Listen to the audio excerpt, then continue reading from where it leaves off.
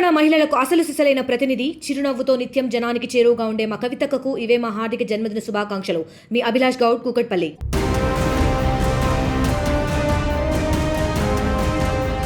మీకు voter ID ఉందా? అయితే మీరు ఈ పని చేయాల్సిందే. లేదంటే మీ ఓటర్ కార్డ్ గల్లంతవుతుంది. అసలు ఎందుకు గల్లంతవుతుంది? గల్లంతు కాకుండా ఏం చేయాలి?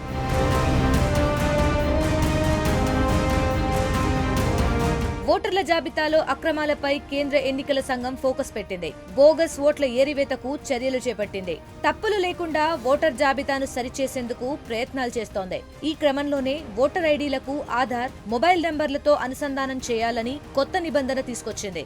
ఈ మేరకు దేశంలోని అన్ని రాష్ట్రాలు, కేంద్రపాలిత ప్రాంతాల సీఈఓలకు ఈసీ స్పష్టమైన ఆదేశాలు జారీ చేసింది.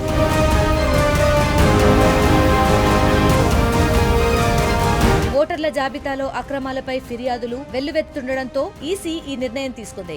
ఓటర్ల గుర్తింపు సక్రమంగా జరిగేందుకు ఓటర్ ఐడీతో ఆధార్, మొబైల్ నంబర్లను అనుసంధానించే అన్ని ప్రయత్నాలు చేయాలని ప్రధాన ఎన్నికల కమిషనర్ జ్ఞానేశ్వర్ కుమార్ ఉత్తర్వులు ఇచ్చారు. దీంతో పాటు జనన, మరణాల నమోదు అధికారులతో సమన్వయం చేసుకుంటూ ఎప్పటికప్పుడు ఓటర్ జాబితాను అప్డేట్ చేయాలని ఆదేశించారు. అలాగే 18 ఏళ్లు దాటిన ప్రతి ఒక్కరూ తప్పనిసరిగా ఓటర్లుగా నమోదు చేసుకునేలా ఇంటింటి సర్వేలో బూత్ స్థాయి అధికారులు కృషి చేయాలని మార్గనిర్దేశం చేశారు.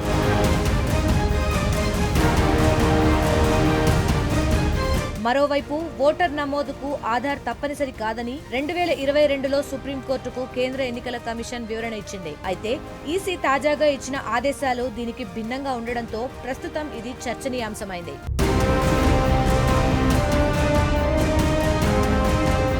మరిన్ని వీడియోస్ కోసం ఛానల్ ని సబ్స్క్రైబ్ చేయండి. లేటెస్ట్ అప్డేట్స్ కోసం వాట్సాప్ ఛానల్ ని ఫాలో అవ్వండి. ఆ లింక్ డిస్క్రిప్షన్ లో ఉంది.